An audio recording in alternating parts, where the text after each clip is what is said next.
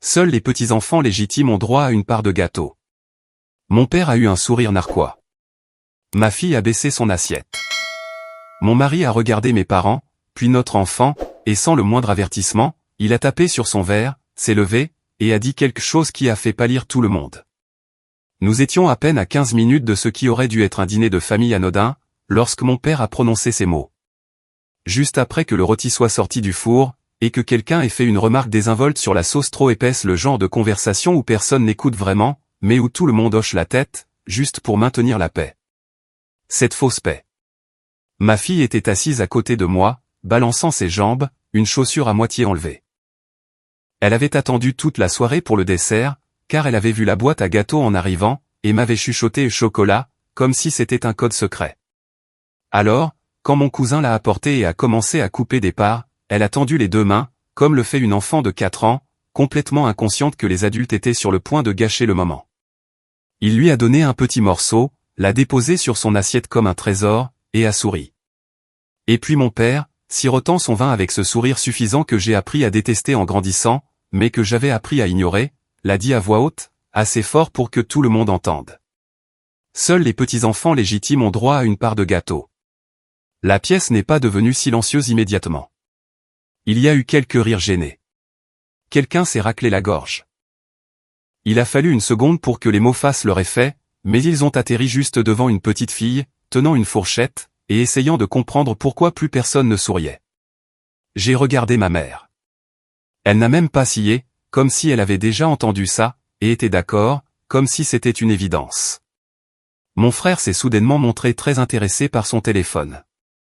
Mes cousins ont fixé leurs assiettes, et mon mari, lui, a simplement regardé fixement mes parents. Puis il s'est levé ni lentement, ni de manière théâtrale, juste comme s'il en avait assez. Il a tapé une fois sur son verre avec le manche de sa fourchette. Le son a résonné, trop fort pour un si petit geste. Et puis il a dit, « Si vous ne considérez pas ma fille comme votre petite fille, alors vous ne faites plus partie de l'entreprise familiale. Et si vous vous demandez si cela inclut l'argent que vous recevez chaque semaine, oui, ça se termine ce soir. » Je n'ai pas bougé. Je n'ai pas respiré. Ma mère a levé les yeux comme si elle allait dire quelque chose, mais il l'a coupée avant qu'elle ne puisse ouvrir la bouche. Je ne vais pas rester là à vous regarder humilier un enfant. Vous faites semblant depuis assez longtemps. Vous ne l'aimez pas. Vous l'avez clairement montré, donc vous ne bénéficierez plus de nous. Puis il s'est rassis, s'est versé de l'eau, d'un calme olympien. Et pour la première fois de ma vie, mon père n'avait rien à dire. J'aimerais pouvoir dire que ce moment a été libérateur ou puissant, mais j'ai surtout eu l'impression que quelque chose s'était brisé. Quelque chose que j'avais rafistolé avec du ruban adhésif pendant des années. J'avais trouvé des excuses pour eux, je les avais défendus auprès de mon mari, je lui avais dit qu'il finirait par changer d'avis, mais ils ne l'ont jamais fait. Ils ne le feraient jamais. Ils n'ont jamais vu ma fille comme la mienne. Ils la voyaient à peine, tout court. Et pourquoi? La biologie. Quand j'ai épousé mon mari, je ne l'ai pas fait pour une quelconque fantaisie. Je l'ai fait parce que je l'aimais, et je l'aimais, elle. Ce n'était pas compliqué, jusqu'à ce que mes parents le rendent compliqué. Ce qu'ils ne savaient pas, c'est que les $700 qu'ils recevaient chaque semaine ne provenaient pas d'un compte mystérieux. Ils venaient de moi, ou plus précisément, de mon mari, par mon intermédiaire. Ça ne l'a jamais dérangé, il ne l'a jamais remis en question. Je lui ai dit qu'ils avaient des difficultés, et il a simplement répondu, « Fais ce que tu as à faire ». Ils ne l'ont jamais remercié, pas une seule fois. Ils s'y attendaient simplement, comme si cela leur était dû. Eh bien, maintenant, ce n'était plus le cas. Après le dîner, j'ai mis ma fille sur le siège arrière et je l'ai attachée.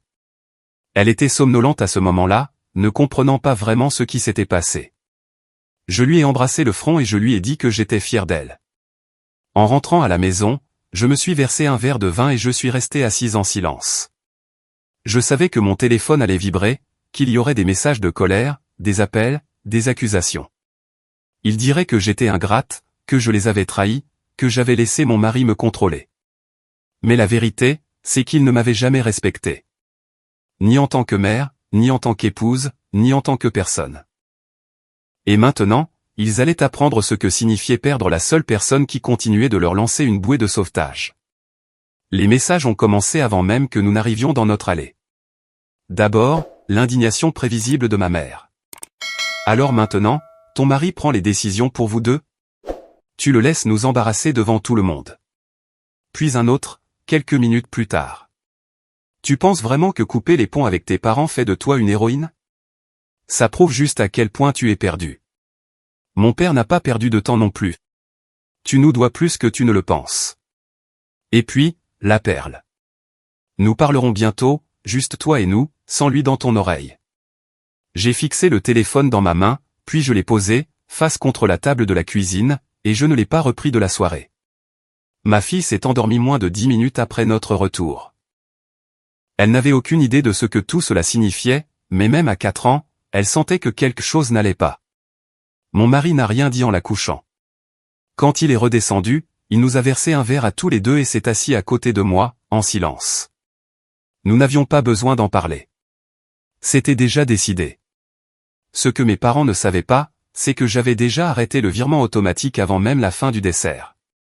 Mes mains tremblaient sous la table pendant que je me connectais sur mon téléphone, que j'annulais le transfert, et que je fixais l'écran de confirmation, comme si cela pouvait changer quelque chose à ce que je ressentais. Ce ne fut pas le cas.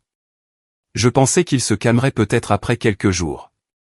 Qu'ils réaliseraient qu'ils étaient allés trop loin et s'excuseraient, ou du moins qu'ils feraient profil bas assez longtemps pour faire semblant, mais non. Dès le lundi, ils ont changé de tactique. Les emails ont commencé à affluer. Ma mère a d'abord essayé l'approche douce. Objet, ne jetons pas la famille par-dessus bord. Puis un autre, nous sommes toujours tes parents. Et enfin, cette phrase qui m'est restée en tête pendant des jours, tu n'es pas sa vraie mère. Tu ne devrais pas prétendre l'être. C'est à ce moment-là que quelque chose s'est brisé en moi. Mon père a suivi avec un email plus long, rempli de phrases comme trahison, lignée et irresponsabilité. Il a terminé par une menace, bien qu'il ait essayé de la déguiser, disant que les choses deviendraient difficiles si je ne réglais pas ça. J'ai bloqué leur numéro, supprimé les emails, mais pas avant de les avoir tous transférés à mon mari, juste pour qu'il comprenne exactement à quoi nous avions affaire. 2 jours plus tard, j'ai reçu un message de la réception de son bureau. Votre père est venu et a demandé à parler à votre mari. Il a dit que c'était une affaire de famille urgente. La sécurité a dû le raccompagner à la sortie. Apparemment, il n'a ni crié, ni bousculé personne. Il a juste fait une scène en agissant comme s'il était chez lui, en disant à la réceptionniste qu'il était de la famille. Quand elle a demandé quel était le sujet de la réunion, il a répondu, il saura. C'est à propos de l'argent. Mon mari m'a envoyé un seul texto après ça.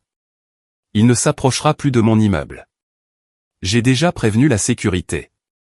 Ce soir-là, je me suis assise seule dans le jardin et j'ai pensé à la version de moi qui se serait excusée pour tout ça, celle qui les aurait appelés et les aurait suppliés d'accepter ma fille, ne serait-ce qu'un peu.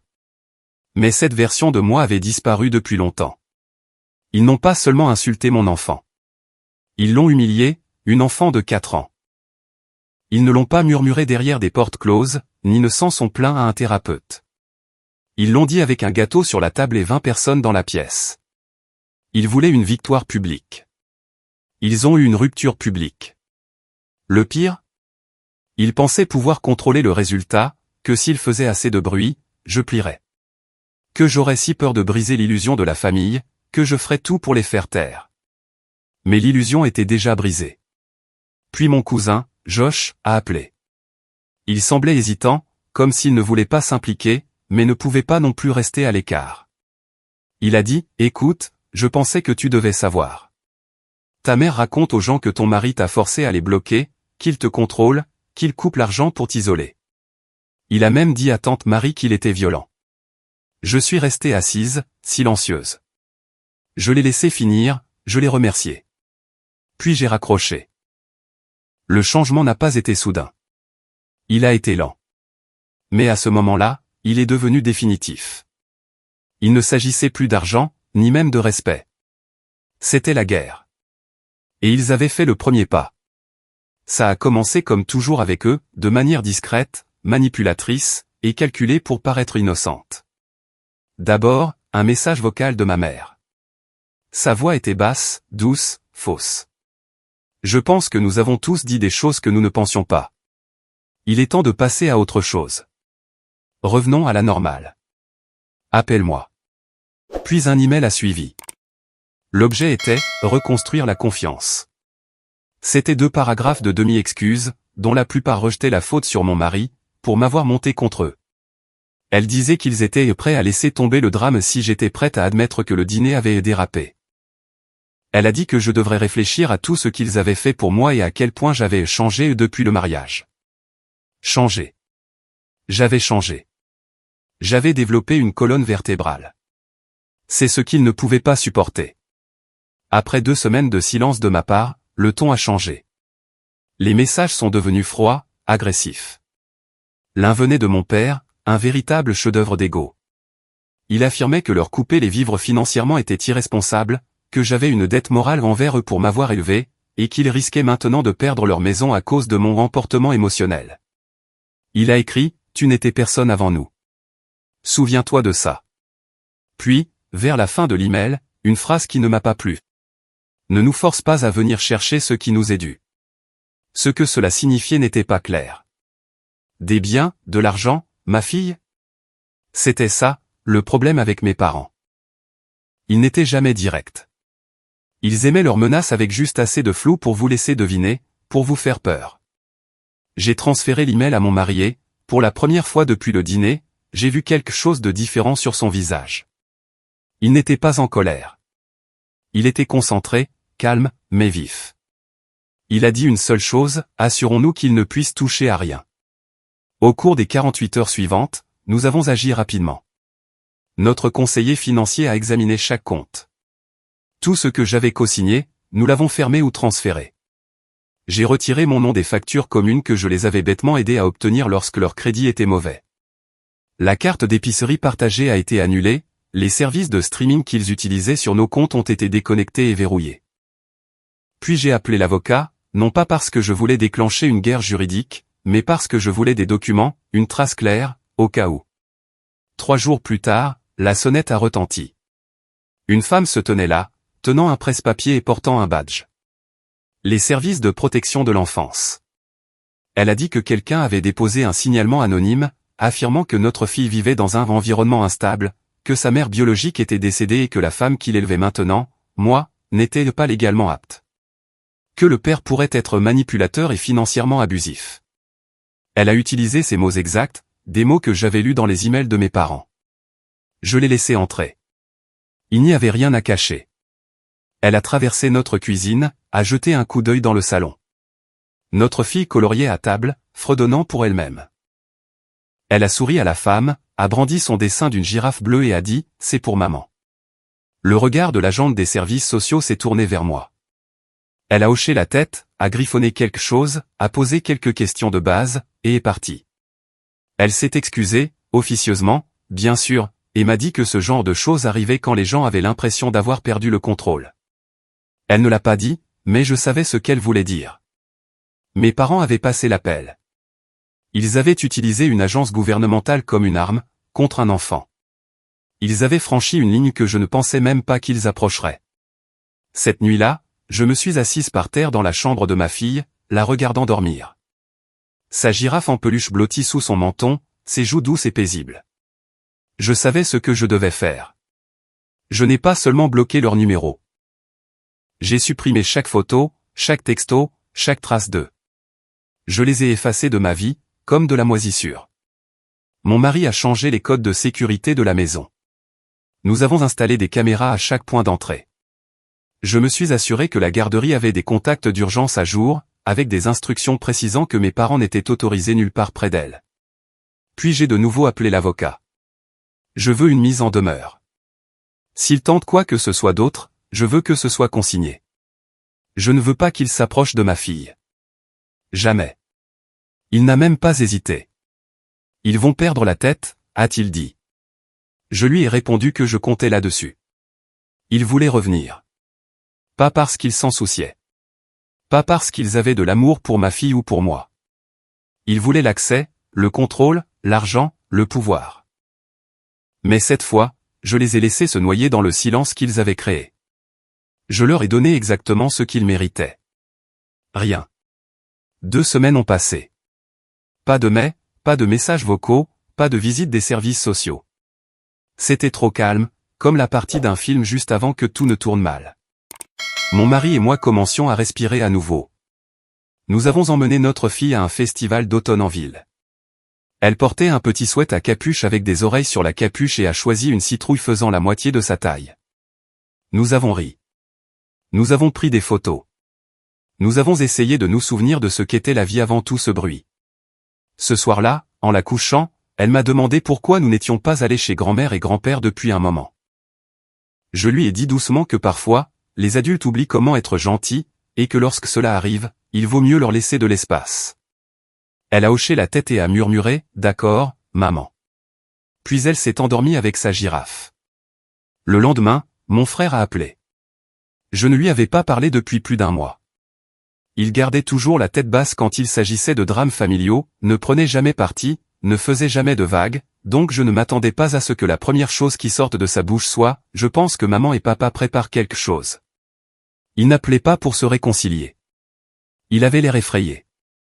Il a dit qu'il racontait aux gens qu'ils allaient régler la situation avant les fêtes, qu'ils prenaient des dispositions financières pour réaffirmer leurs droits sur l'entreprise familiale. Il a dit qu'il avait entendu mon père parler à un avocat en haut-parleur, quelque chose à propos de levier de succession et de légitimité biologique.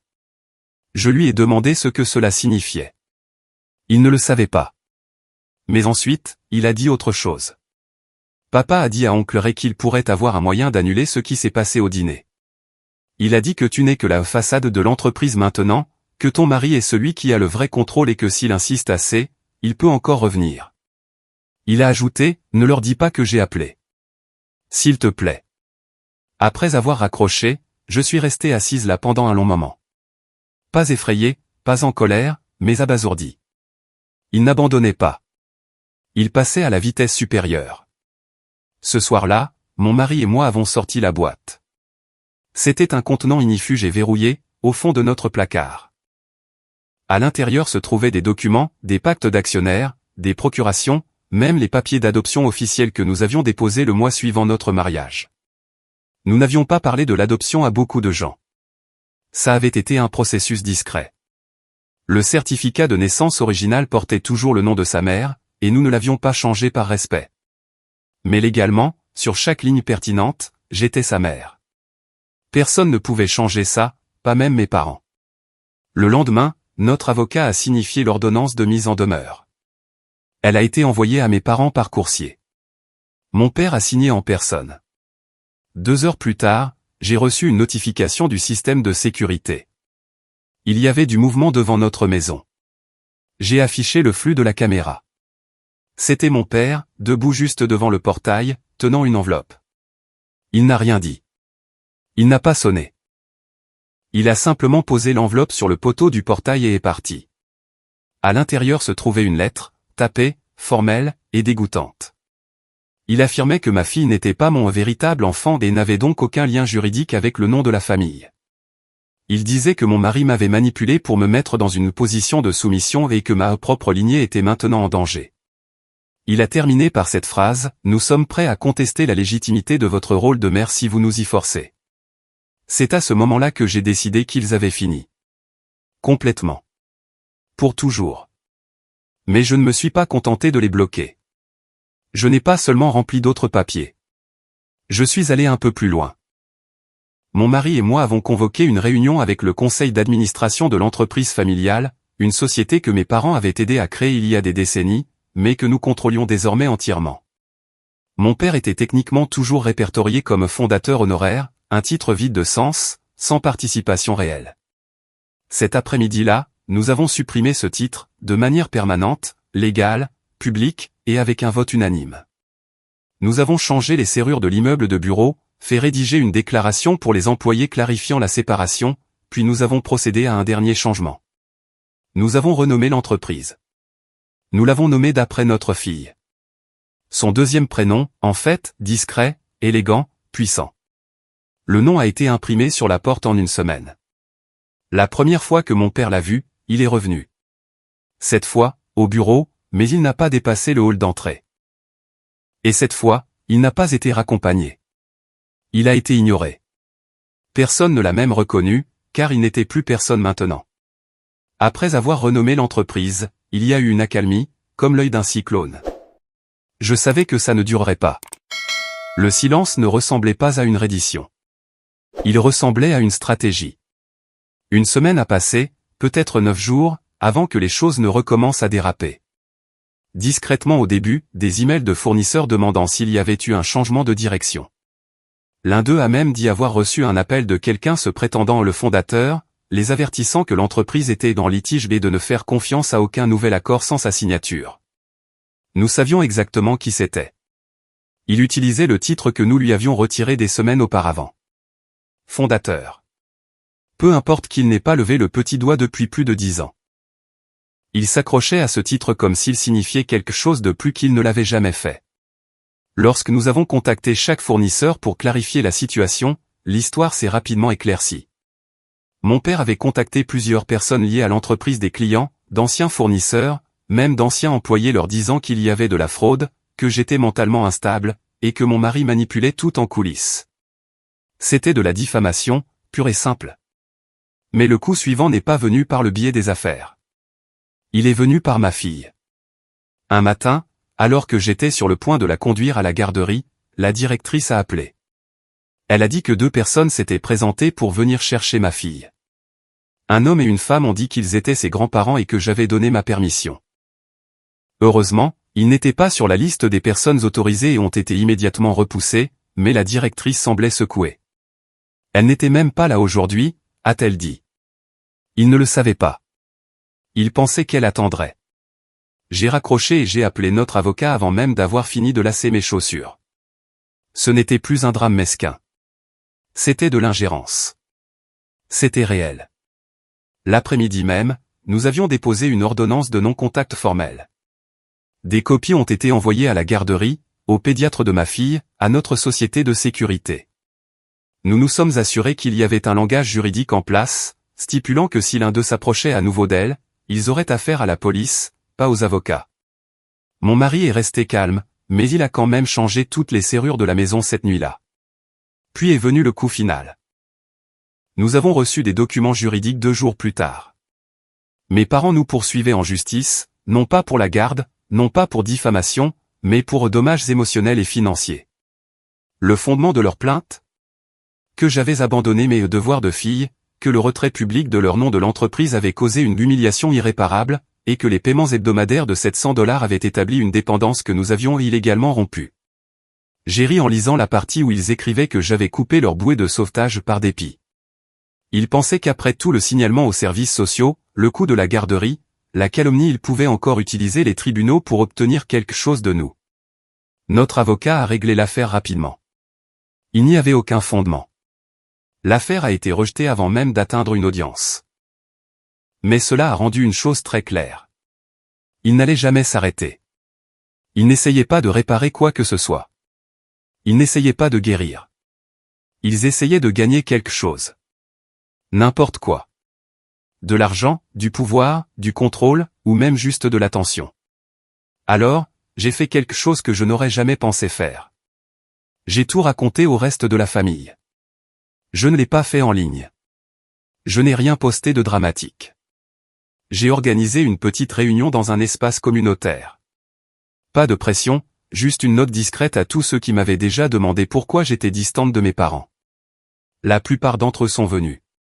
Des tantes, des oncles, des cousins, même mon frère qui avait cessé de répondre après m'avoir prévenu plus tôt. J'ai tout apporté, les emails, la mise en demeure, la lettre qu'ils avaient laissée sur notre portail, le rapport de la garderie, même les images de notre caméra de sécurité. Je n'ai pas fulminé, je n'ai pas pleuré. J'ai simplement laissé la vérité parler. Quand j'ai eu fini, j'ai dit ceci, je ne vous demande pas de les haïr, mais je vous demande d'arrêter de me demander de leur pardonner. J'en ai fini. Ma fille n'est pas un pion. Mon mariage n'est pas négociable, et ma paix n'est pas un cadeau qu'ils peuvent emprunter. Je suis sorti avant que quiconque ne puisse répondre. Plus tard dans la nuit, mon frère m'a envoyé un texto. Juste 2 mots, il était temps. Le lendemain matin, je me suis réveillé avec 5 appels manqués de ma mère. Je n'ai pas écouté les messages vocaux. Je les ai supprimés avant même qu'ils ne finissent de se télécharger. Puis j'ai bloqué tous les numéros qu'ils avaient jamais utilisés. Je ne me sentais pas fier. Je ne me sentais pas triomphante. Mais je me sentais propre. Et pour la première fois depuis des années, je ne regardais pas par-dessus mon épaule. Cela fait 4 mois maintenant. 4 mois que j'ai bloqué leur numéro, coupé la dernière corde qui me liait à des gens qui ne savaient que prendre. 4 mois de silence, de paix, et de reconstruction. Je ne prétendrai pas que ça a été parfait. Parfois, dans les moments de calme, je pense encore à eux. Pas avec nostalgie, ni même avec amour, juste un vide étrange, comme celui que l'on ressent en réalisant qu'un endroit que l'on visitait n'existe plus. Certaines nuits, je me souviens de mon père qui me ramenait des bonbons de la station-service quand j'étais petite, ou de ma mère qui fredonnait en faisant la vaisselle. Les choses douces, les choses qui rendent plus difficile de croire qu'ils sont devenus ce qu'ils sont maintenant. Mais ensuite, je me souviens d'une enfant de 4 ans, tenant une fourchette et fixant une assiette de gâteau qu'on lui avait dit qu'elle ne méritait pas. Et c'est là que la douleur disparaît. À chaque fois. J'ai eu des nouvelles de quelques parents. Mon frère me tient toujours au courant, mais avec précaution. Il dit que nos parents n'ont pas cessé d'essayer de raconter leur version de l'histoire, comment je me suis retourné contre eux, comment mon mari m'a manipulé, comment ils ont été chassés de leur propre entreprise familiale. Ils omettent la partie où ils ont humilié un enfant, déposé un faux signalement aux services sociaux, et tenté de se présenter à une garderie. Ma mère a même essayé d'envoyer une carte d'anniversaire le mois dernier. Elle l'a donnée à un ami commun qui l'a apporté à mon frère. À l'intérieur, il y avait un billet de $50 et un mot qui disait « de la part de grand-mère ». Toujours là si vous avez besoin de nous. Je ne l'ai jamais vu. Mon frère l'a jeté avant que je ne puisse. Il m'a dit, ils n'ont pas fini. Ils ne savent juste pas. Ils ont déjà perdu. Et c'est la vérité. Ils n'ont pas seulement perdu l'accès à l'argent ou le contrôle de l'entreprise. Ils m'ont perdu. La fille qui se pliait en 4 pour les rendre fiers. La femme qui croyait autrefois que la loyauté signifiait le sacrifice, même si cela lui coûtait sa paix. Ils ne rencontreront jamais la femme que je suis devenue le jour où j'ai choisi de protéger mon enfant au lieu de préserver leur fierté. Et je comprends enfin maintenant. La famille, ce n'est pas le sang. Ce n'est pas une obligation. Ce n'est pas garder des secrets pour éviter les conflits. La famille, c'est ceux qui restent quand tout s'effondre, qui construisent avec vous, qui mettent votre enfant en premier sans qu'on le leur demande. Mon mari ne m'a jamais demandé de choisir. Il a juste attendu, tranquillement, patiemment, pendant que je me débattais avec la culpabilité, la confusion, le chagrin de réaliser que mes parents ne m'avaient jamais vraiment vu. Ni en tant que mère, ni même en tant que personne. Et ma fille, elle continue de dessiner ces mêmes images. L'une qu'elle a collée sur le frigo la semaine dernière montrait 3 bonshommes allumettes, un grand avec des lunettes, un plus petit avec de longs cheveux bruns, et un tout petit avec une robe rose. Au-dessus, dans son écriture désordonnée, il était écrit « Ma famille ». Personne ne manque, pas une seule place de gardée. C'est là que j'ai su que je ne l'avais pas seulement protégée. Je nous avais protégés. J'ai mis fin à un cycle qu'elle n'aura jamais à vivre. Et c'est l'héritage que je préférerais à tout ce que mes parents m'ont jamais donné. Ils ont essayé de revenir. Ils ont tout essayé, mais il n'y a plus rien à déverrouiller. Chaque porte est fermée, chaque numéro bloqué, chaque mensonge exposé. Je ne voulais pas que ça se termine de cette façon, mais je ne regrette pas que ce soit le cas. Parce que j'ai perdu mes parents, mais j'ai trouvé ma voie. J'ai trouvé ma paix. J'ai trouvé la vie que je veux pour ma fille.